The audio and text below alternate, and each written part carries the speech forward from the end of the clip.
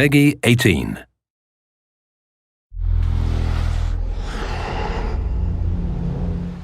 Hi, my name is Ashraf Ismael, Game Director of Assassin's Creed 4 Black Flag, and I'm very proud to be showing off the Caribbean open world. Here, we're going to start with Edward. After completing a few missions, he's met up with the assassins, but he's not yet bought into the creed, so he still has this selfish need for fame and fortune.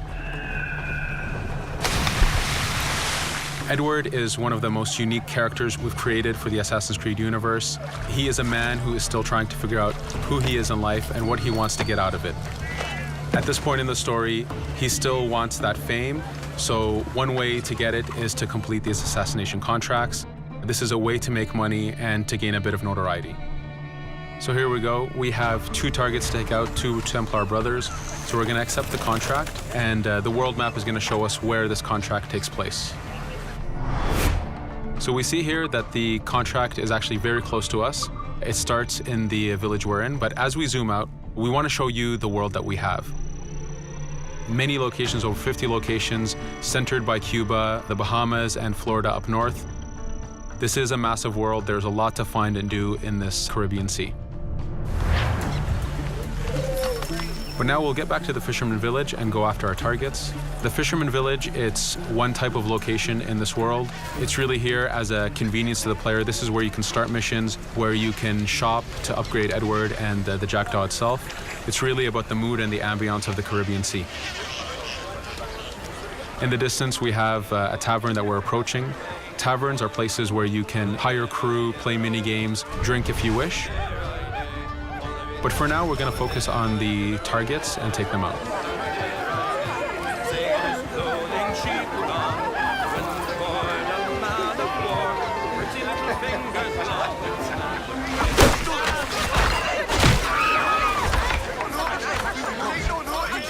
Now that we've taken out one brother, the other one's going to bolt. Just like classic ACs, we can chase him down and take him out that way, but there's many ways to complete this contract. We can use the new free aim system to shoot him this way, to eliminate him that way. We can jump onto the ship and take him out with his crew, but instead we're going to let him escape into the sea and follow him with the Jackdaw. This is your ship. This is the second main character of the game. You're going to have to customize and upgrade the ship as you go on this journey with Edward.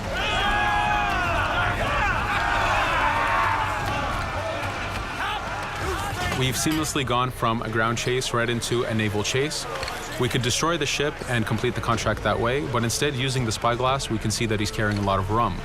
Rum is important in the economy system. It's one way of making a lot of money if you sell it properly. So instead of destroying the ship, we're going to plunder that ship. Fire!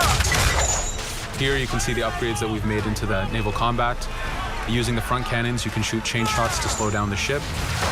Using the new round shot mechanic of trajectory aiming, you can aim for the hull and do a lot of damage this way. This specific enemy is what we call a frigate. Frigates are the type of ships that you need to destroy as fast as you can, because the longer the fight lasts, the more damage they're capable of doing. We have other enemy types like the Charger or the Man of War. The Man of War is a massive ship capable of carrying over 100 cannons. These are ships that you really need to upgrade to be able to face. But now that this frigate has been demasted, we can start the boarding. Boarding, it's very important. You are a pirate. This is how you gain cargo. This is how you take on ships. So here we can start the boarding from any orientation or angle we wish. The distance even matters. If you get too close, the 2 crews will just jump right into each other. If you start a bit further, you can jump in the water and go in for a sneak stealth attack. We have 2 objectives to accomplish for this boarding. We can take out the captain, and we need to take out some of his crew. So using the swivel gun, we will efficiently take out a lot of the crew. And now we'll go for the captain using Edward's navigation abilities. Here, again, using the new free aim system, we have a dangerous enemy on the other side taking out our crew. We can easily take him out with a headshot. So what we see here is that 2 ships have come together to create this 3D environment where, using your assassin abilities to navigate, to be stealthy, you can take the advantage and get the kill by surprise. Now that we've taken out the captain, we still need to take out a few of the crew members to complete this boarding. Now that we've plundered the ship, we're going to gain that rum that we saw earlier, but we're also going to gain ammo and crew members and some gold. With every boarding, there's 3 options that you can do with that ship. You can gain crew members, you can send the ship to your fleet if you wish, or you can salvage a ship to repair the Jackdaw if you took too much damage in the fight. In this case, since we did well, we're going to send the ship to our fleet. Now that we're back in the Caribbean Sea, we needed to make sure that every minute something is being advertised to the player, something new for the player to do. In this case, we have this uncharted location. These are what we call playas. We have over 75 of these in the Caribbean world. Every playa has something very important for the player to find, something that will help in upgrading Edward or the Jackdaw. So it's in your advantage to explore these locations.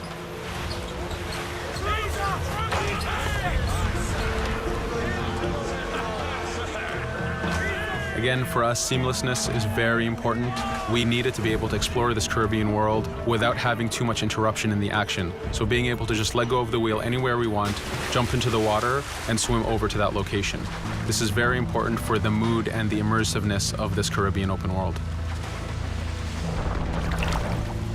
Here, as we get on the playa, in the distance we can see that there's a faction battle, but closer to us we can see that there's this poor drunken sailor who's passed away. But being a pirate, of course, we're going to loot his body and see what he has for us.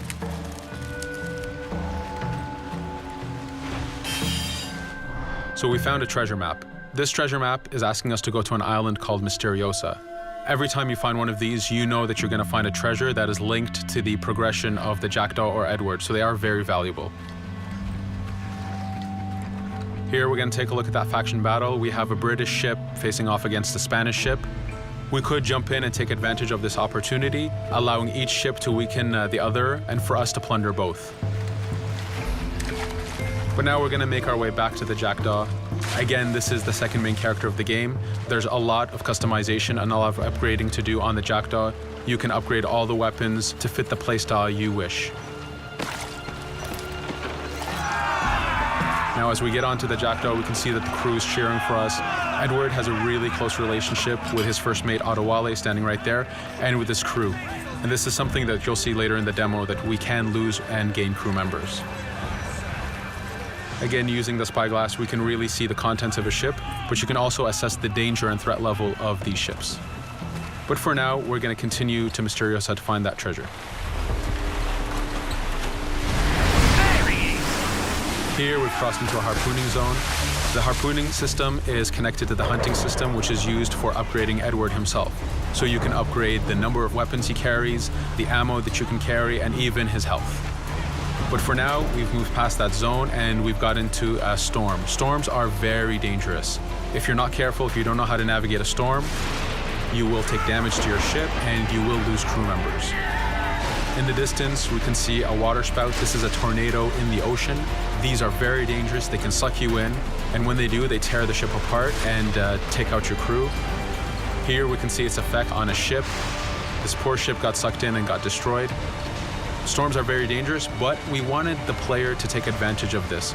When you've mastered a storm, when you know how these systems work, you can pull enemies into a storm and let the storm do damage for you. So there is a strategic element to using a storm in the world.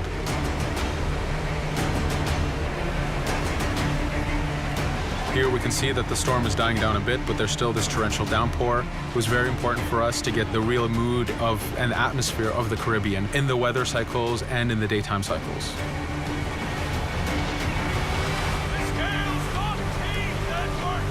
But here, since we've survived the storm, did pretty well, let's order our crew to sing. Sea shanties are a part of this game. It's a collectible that you can find in the world. So the more you find, the bigger playlist you have for your crew. But for now, we've made it to Misteriosa. So again, we're going to seamlessly get off our ship and explore this location. Misteriosa is a Mayan ruin. Mayan ruins are heavy with stealth and navigation capacities. There's a lot of treasures and hidden discoveries to be found in these locations.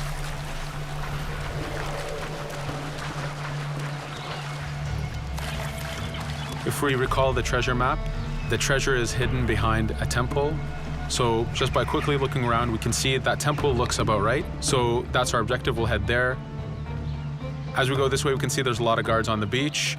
We could go in and fight them if we wish to, but to show off that this is a mini open world, we're going to try to find a different route to get to our objective. Here, we've seen a guard. We don't want to alert him, and we don't want to alert the guards on the beach, so we're going to use our stealth ability to take him out silently. No te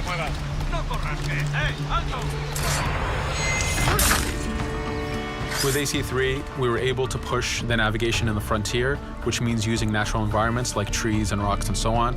Mayan ruins are the perfect place where we mix man-made structures and these natural environments. So you really get to feel how far the navigation abilities of the assassin have come since the original game. In the distance there, we can see another part of the island being blocked off by a patrol of guards. We're going to avoid it for now and go for that treasure.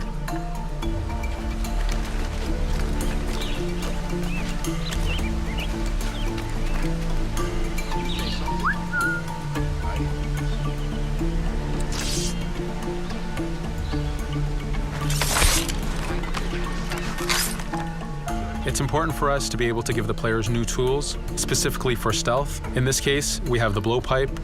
Using the berserk darts, you make your enemies go crazy. Effectively, this means that they'll attack anything and everything in sight, including their own friends, animals, or Edward if he was in the way. So you do have to be careful with how you use it. But now that we've caused a distraction, if we happen to fall down there, at least there's already a bit of damage done for us.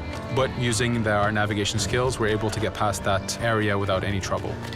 There in the distance, you can see the jackdaw placed exactly where you left it when you got onto this location. It's really important for us to show the beauty of this Caribbean world. The Caribbean has some amazing vistas, and we pushed ourselves to replicate this in the game.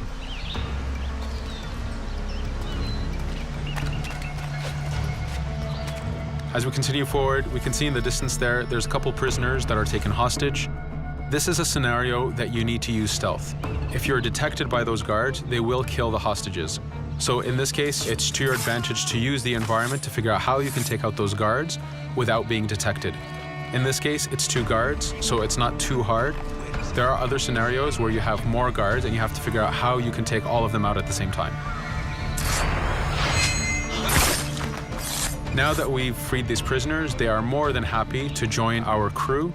This is just one way of gaining crew members. As mentioned earlier, there's the taverns. There's actually many different setups of gaining crew.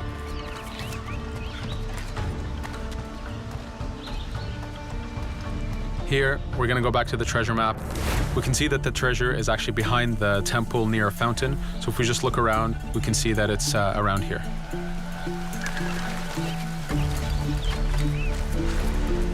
Now that we've found the treasure, what we've actually found is a blueprint. Blueprints are incredibly valuable for the upgrading of the jackdaw. This is how you can upgrade the biggest and most devastating upgrades of the ship. So here we're approaching a reach high point. Just like classic ACs, synchronizing with the reach high point reveals the contents of a location and the map itself. But as an added feature, because this game world is so huge, there are many different locations, this also becomes a fast travel point. So now you can, by synchronizing, now you can come back here anytime you wish to collect those treasures that we passed up a bit earlier. Here we've reached the end of the demo. This was a tease of the open world that we have. We're very excited to be able to show off this game and to let you play it very soon. Thank you for joining us.